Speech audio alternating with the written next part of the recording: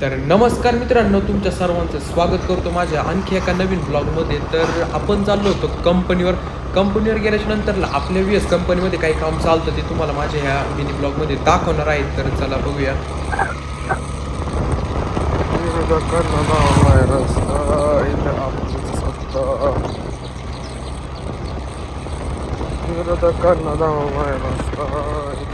आपण कंपनीवर आल्याच्या नंतरला सर्व दादा इथं निऑन लाईट केली होती, त्याला ग्लूगन वगैरे लावत होता. ग्लूगन वगैरे लावून झाल्याच्या नंतरला आपल्याला जायचं होतं शेजारच्या गोडाऊनकडे गेल्याच्या नंतरला आपल्या 5 फुटी टॉपची वायरिंग इथं करायचं काम चालू होतं. तुम्ही पाहू शकता इथं सर्व दादा वायरिंग वगैरे करत होता.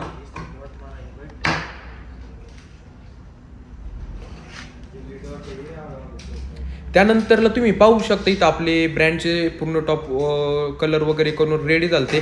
त्यानंतरला आपल्याला जायचं होतं प्रभात ट्रान्सपोर्टला. आपल्या टॉपच्या जाळ्या येणार होत्या, त्या आणण्यासाठी मी प्रभात ट्रान्सपोर्टला गेलो होतो.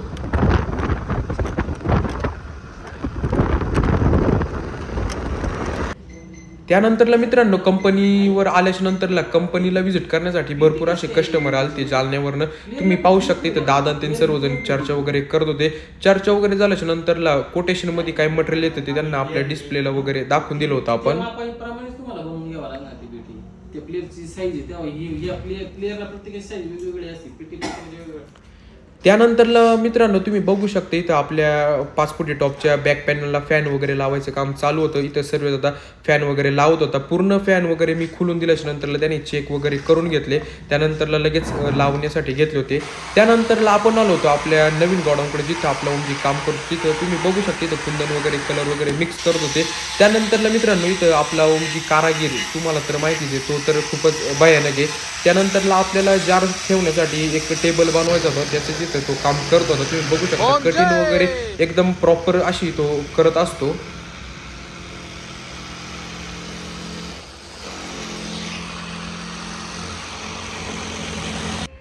त्यानंतरला मी आलो होतो ऑफिसमध्ये, का तर आपल्याला पायनर 700ची केस भरायची होती. कारण का आपल्याला 4 बेस आणि 2 टॉपचा सेटअप डिस्पॅच करत होता.